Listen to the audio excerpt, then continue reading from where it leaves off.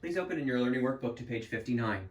We're about to learn two different things at the same time. The first thing we're about to learn is when should we use substitution versus when should we use elimination. The second thing we're going to learn is what does it look like when the system we are solving is one of the two special cases, parallel lines which have no solution, or coincident lines, also known as identical lines, which have all real numbers as the solution. Let's begin. Solve the system of equations by a method of your choice. Well, before we can decide which method to use, we need to clear away the fractions. In equation 1, the denominator is 7 in all three of our terms. So, by multiplying both sides of equation 1 by the number 7, the effect is to actually get rid of all of the denominators. This 7 cancels with this one, and when this 7 is distributed to both of these terms, it cancels both of these denominators. Therefore, my new version of equation 1 is 8x minus 16y equals 24. So, here's what my system looks like at this moment.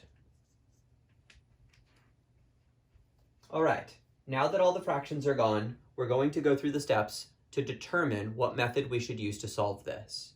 The method that I taught was this. Look at the coefficients of all of your variable terms. And if any of the coefficients is a 1 or a negative 1, use substitution. Okay, let's look at our coefficients. The coefficient of this term is negative 8. The coefficient of this term is 16. The coefficient of this term is 8.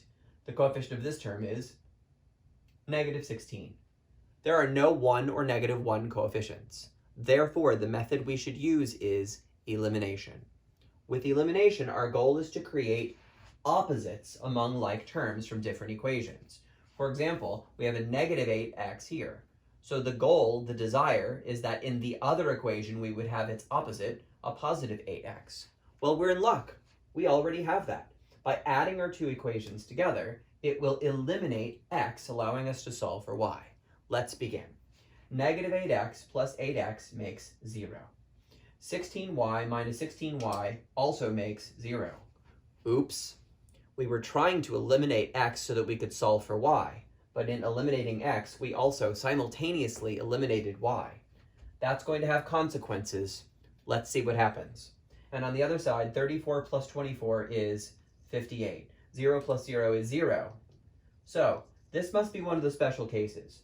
While trying to get rid of one of the variables, we actually got rid of both of them. And the kind of statement we ended with at the end, which is a false statement,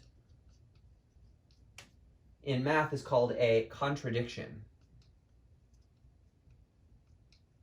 This means there is no solution to this system. The lines must have been parallel. Parallel lines do not intersect. So the answer to this question is no solution.